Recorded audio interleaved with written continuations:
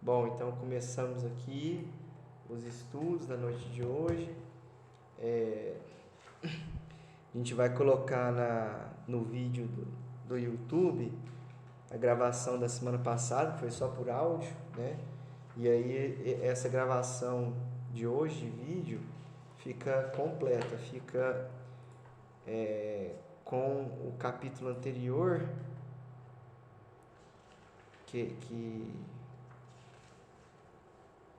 na verdade é o capítulo anterior, capítulo 18, inconvenientes e perigos da mediunidade. E o capítulo de hoje, papel dos médiums nas comunicações espíritas. A gente vai começar aqui estudando sobre a influência do espírito pessoal do médium. Então é o item 223. Eles fizeram perguntas, né? Então vamos às perguntas. Começa, Andressa, por favor. Item 223. No momento em que exerce a sua faculdade, está o médium em estado perfeitamente normal? Está, às vezes, num estado mais ou menos acentuado, de crise. É o que o fadiga e é por isso que necessita de repouso. Porém, habitualmente, seu estado não difere de modo sensível do estado normal, principalmente nos médiuns escreventes. Então, assim, a gente sabe que no momento que a nossa mediunidade está em andamento, há uma certa mudança, né? A gente não está vamos dizer assim, no nosso normal, né? 100%. A gente sente uma mudança, né? Porque tem aquele contato do espírito com a gente, né? Então, a gente sente uma mudança, né? Então, é um estado como se fosse um estado de crise, assim, um estado mais sensível, né? Vamos dizer assim. E é desse estado que vem a fadiga, porque nesse estado você está querendo ou não trocando essas energias, né? Ou dispondo das suas energias para que a comunicação aconteça, né? Que a gente é como se fosse um aparelho, né? Então, para que a comunicação ocorra, o nosso aparelho tem que estar ligado, né? E o fato dele estar ligado vai ocasionar fadiga, né?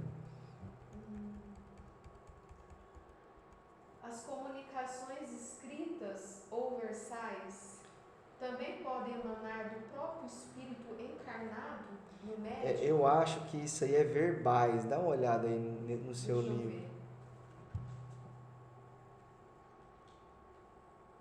Não, eu fui no outro capítulo.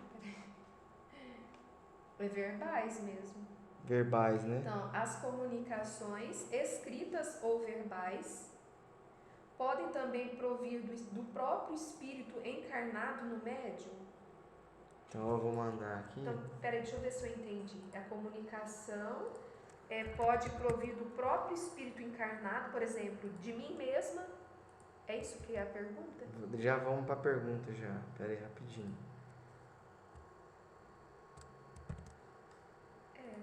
Do próprio encarnado no médium.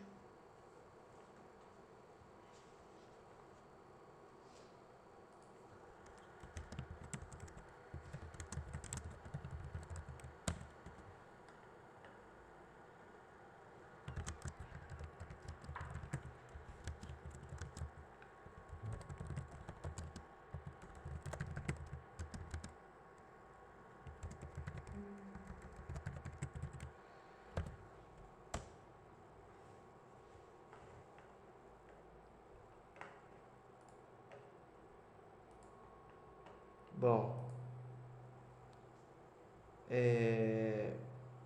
então as comunicações escritas ou verbais também podem emanar do próprio espírito encarnado médium. Aí aquela questão, existe a participação, né, do médium? A alma do médium pode comunicar-se como a de qualquer outro. Se goza de certo grau de liberdade, recobra suas qualidades de espírito. Tendes a prova disso nas visitas que vos fazem as almas de pessoas vivas, as quais muitas vezes se comunicam convosco pela escrita, sem que as chameis. Porque ficais sabendo, entre os espíritos que evocais, Alguns há que estão encarnados na terra. Eles então vos falam como espíritos e não como homens, porque não se havia de dar o mesmo com o médium? Então vamos uma continuação, letra A. Não parece que esta explicação confirme a opinião dos que entendem que todas as comunicações provêm do espírito do médium e não de espírito estranho? Os que assim pensam só erram em darem caráter absoluto à opinião que sustentam, porquanto é fora de dúvida que o espírito do médium pode agir por si mesmo. Isso, porém, não é razão para que outros não atuem igualmente, por seu intermédio. Bom, então, aqui a gente entra nessa questão do animismo, né, que é a comunicação do próprio médium, né, ou ter alguma parte que vem da nossa própria individualidade. Então, o que acontece? Primeiro, existe a possibilidade daquela comunicação ser do próprio médium. Então, por exemplo, na desobsessão, a gente entende que quando isso acontece, ele está dando vazão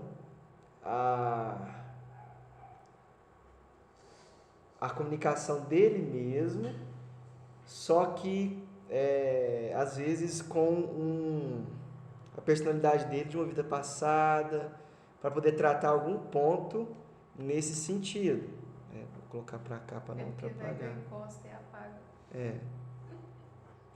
Então, isso é uma possibilidade, porque para tratamento pode permitir que o espírito do médium adquira uma possibilidade de, igual ele fala aqui, um certo grau de liberdade maior, e ele poder alcançar aquelas personalidades que ele tinha e se comunicar como se fosse um outro espírito. Às vezes você nem consegue perceber que é a mesma pessoa, porque ela está com a personalidade dele lá de trás, às vezes tratar um trauma dessa personalidade. E isso ocorre de forma muito clara no livro Nos Domínios da Mediunidade. Tem um capítulo que acontece dessa forma. Então, na psicografia, também pode acontecer a mesma coisa. Então, isso ocorre mesmo. Por exemplo, várias comunicações. E o que agora o mais comum é o próprio encarnado comunicar. Às vezes um encarnado, você pensa que é um desencarnado que está comunicando. No trabalho, por exemplo. Você pensa que é um desencarnado e na verdade é um encarnado que está comunicando. Aí no caso, para ele se comunicar aqui, ele tem que estar em repouso. Depende, se for um espírito mais elevado, né, que, por exemplo, que já consegue bicorporeidade, claro que esses são casos raríssimos, né? Mas se for um espírito mais elevado, ele conseguir comunicar mesmo estando no estado de vigília. Né? A gente viu vários casos assim com Chico Xavier, com Luiz Barçanufo, né? Eles conseguem, vamos dizer assim, eles conseguem, como o nosso espírito ele irradia, ele não é preso numa caixa, né? A gente irradia, então essa irradiação, esse pensamento pode alcançar vários lugares, né? Então, é comum isso acontecer, tanto é que quando o Kardec estava codificando, fala assim, mas o Kardec não pode ser Platão, João Evangelista, sendo que eles comunicaram na codificação. Aí você fala, não, mas é ele mesmo.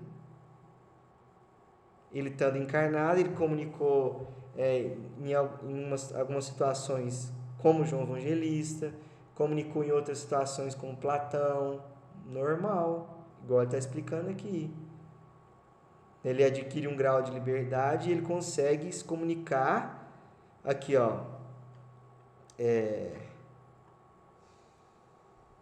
Eles então vos falam como espíritos e não como homens. Aí, como fala como espírito, não existe aquela barreira, né? Daquela personalidade, daquele nome atual. É muito mais pleno, né? Tem muito mais possibilidades, né? Espirituais para essa comunicação. Então, primeiro ponto, quando a gente fala animismo, pode acontecer sim do médium comunicar ou de alguém encarnado ou ele mesmo numa personalidade de outra existência. Mas isso não quer dizer que se deva cancelar esse tipo de comunicação. Tem que deixar e tem que tratar da mesma forma como se fosse um outro espírito. É porque se permite esse tipo de comunicação, é porque existe a sua importância. Pode haver também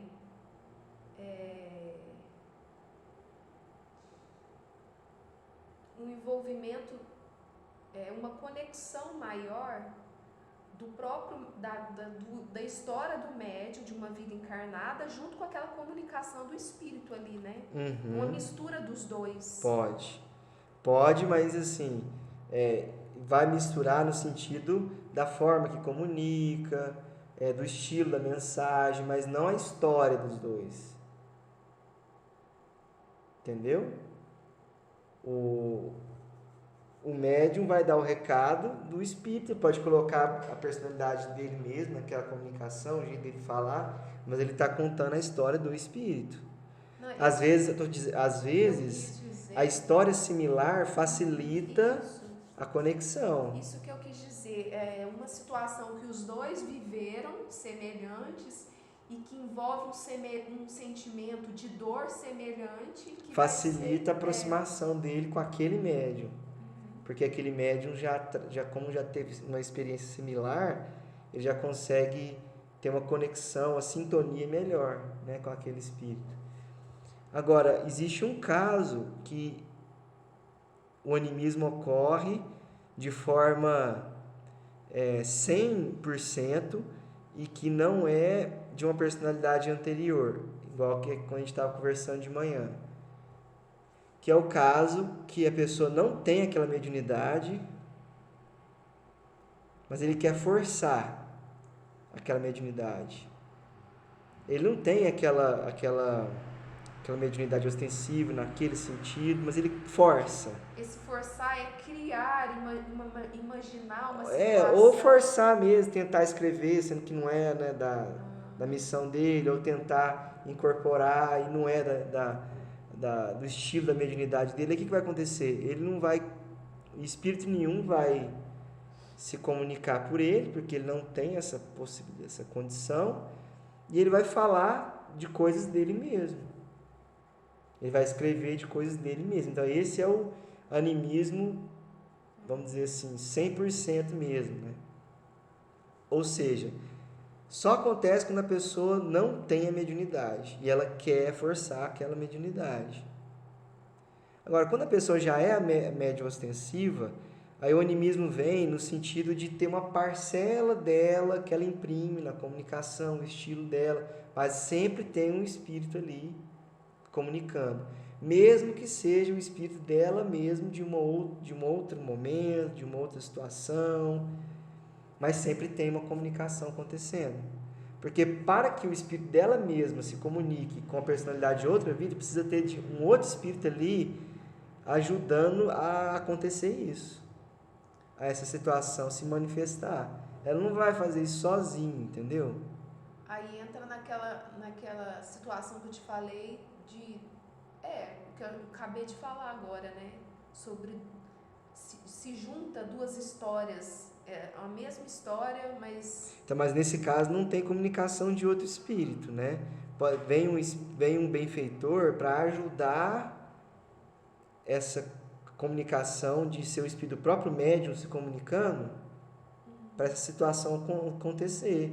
Seja magnetizando, para o espírito poder relembrar o passado, né? Poder acessar essa personalidade dele do passado. Ele não vai fazer esse processo sozinho, entendeu? E provavelmente isso acontece muito, né? Uma forma que Deus nos concede da gente também ter o nosso tratamento, né? No trabalho, tratar o nosso espírito. Porque quando a gente está trabalhando, a gente já está tratando, né? A gente pensa que não e já está acontecendo, mas às vezes a gente precisa de um tratamento específico, né? Ou resolver um trauma específico, isso acontece também. Ter um momento ali Mas você fala que já está tratando no trabalho pelas mensagens, Tudo, que a gente tem tudo. um Você conhecimento. está imerso naquela sintonia, naquela vibração, no ambiente de hospital, então você já está recebendo também o tratamento das energias, igual quando você escuta uma palestra. Você sintoniza com aquilo, né? Você se conecta com aquilo e você já vai recebendo o auxílio dos benfeitores. Então, no trabalho de desobsessão também, você está ali trabalhando, está concentrado, auxiliando, ao mesmo tempo você está recebendo aquelas energias também. Já acontece automaticamente, mas às vezes tem situações que a gente precisa resolver de traumas específicos, de existências específicas. Aí pode acontecer dessa forma.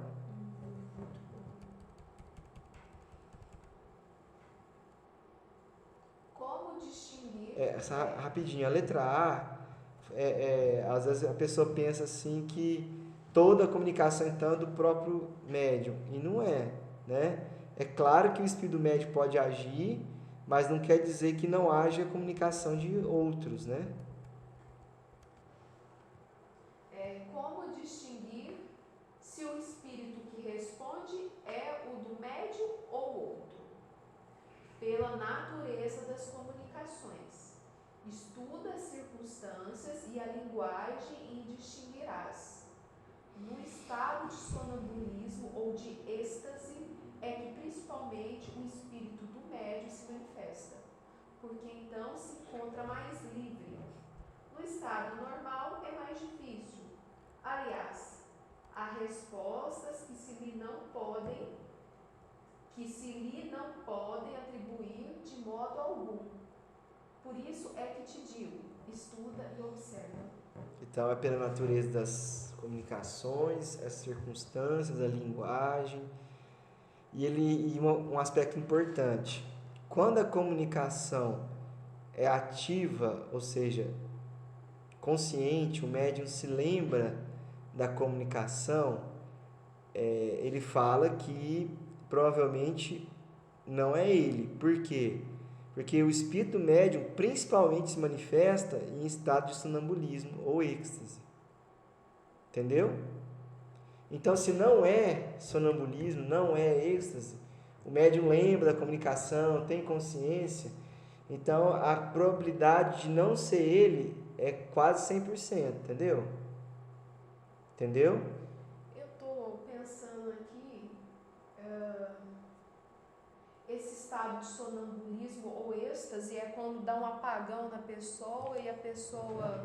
Não é que dá um apagão, que eu falei? ela tem até mais consciência, é mais vivo, só que quando ela acorda desse transe, ela não lembra de nada, é como se ela tivesse dormido mesmo.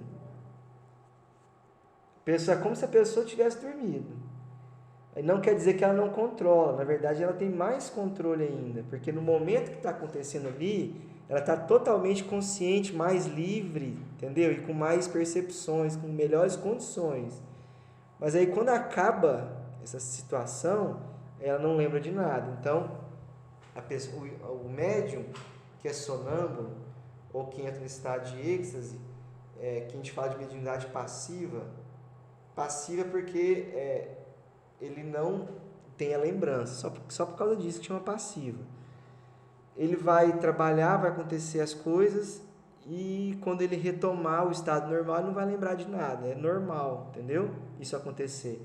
Então, o que ele está falando aí é o seguinte: quando o médium lembra das comunicações, mediunidade ativa, consciente, é quase 100% que não é ele mesmo que está comunicando. Porque para ele mesmo se comunicar, ele tem que entrar num estado de maior liberdade. E para ele atingir esse estado de maior liberdade, ele tem que atingir esse estado de sonâmbulo ou êxtase.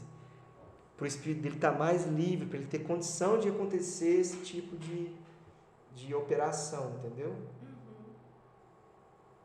Então, se o médium está num estado de sonambulismo ou de êxtase, quer dizer que a probabilidade de ser a comunicação do próprio espírito aumenta.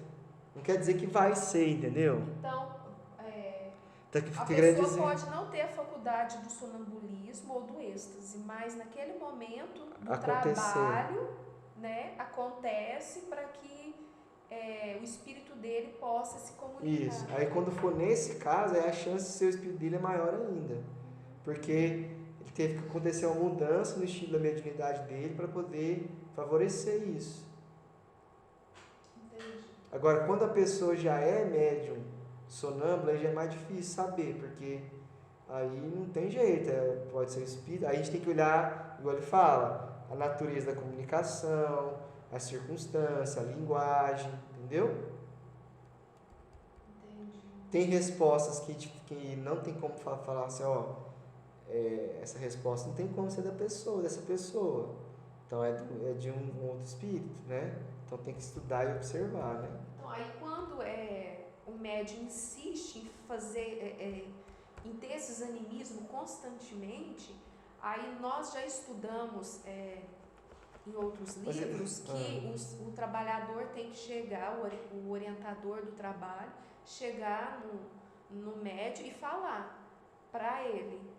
Aí vai ser uma questão de educação, de estudo do próprio médium, para ele observar nele mesmo, para parar com esse animismo. Mas ele não tem controle sobre esse animismo.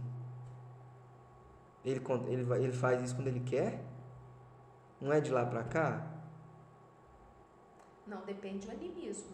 Não é que nós falamos aqui no início, que depende do Não, animismo? mas aí, o que a gente está falando Porque quando é animismo puro, ele mesmo força. Mas aí ele não tem mediunidade ostensiva. Ele não é médium de incorporação e nem de psicografia. Quer dizer, nem futuro para isso vai ter. Vai percebendo.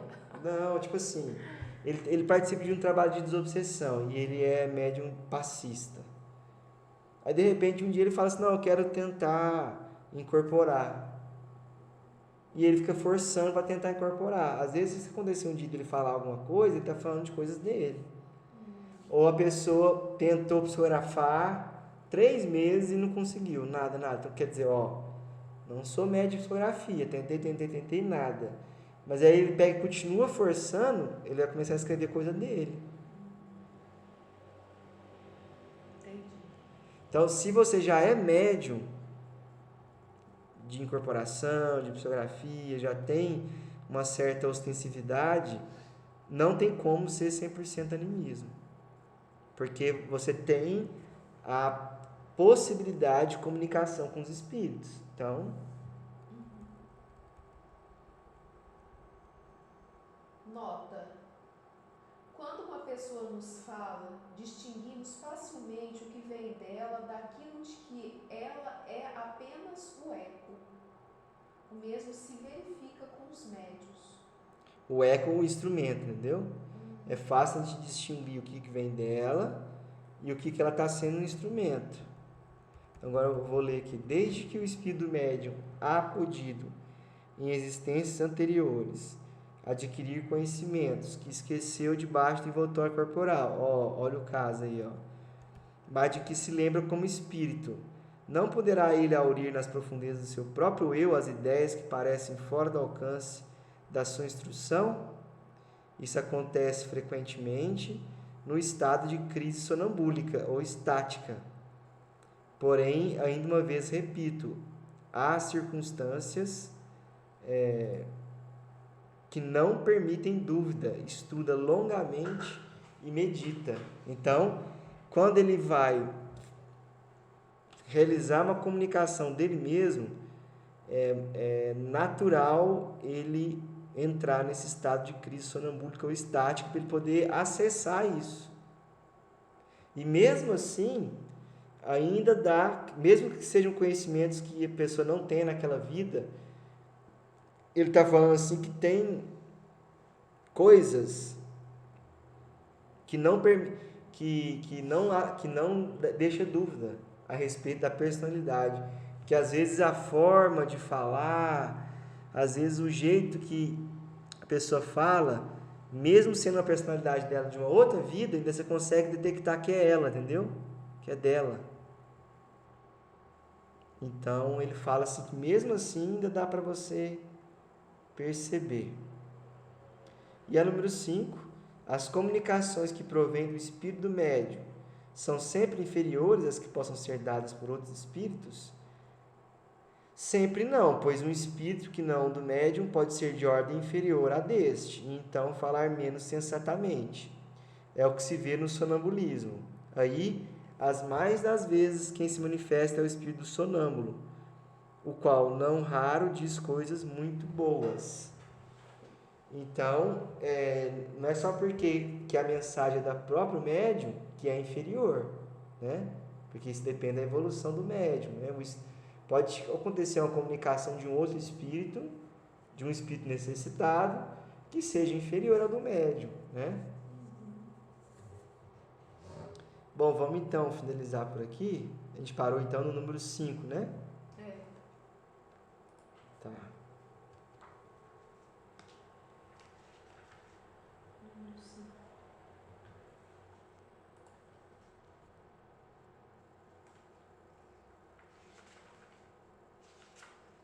Nossa, que capítulo bom, hein?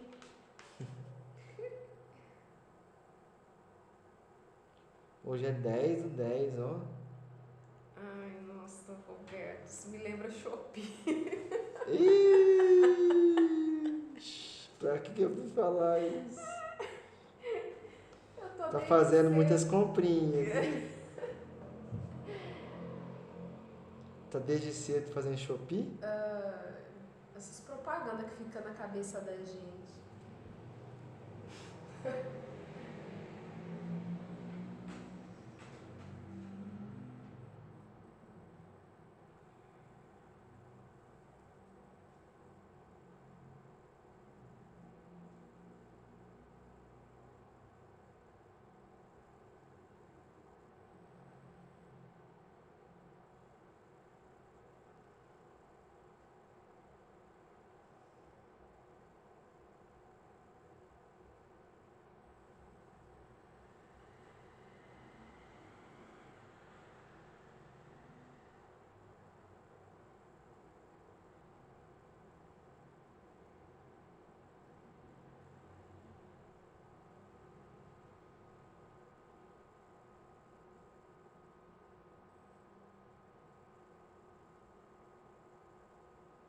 Ele falando que a depressão dele voltou muito forte, ó.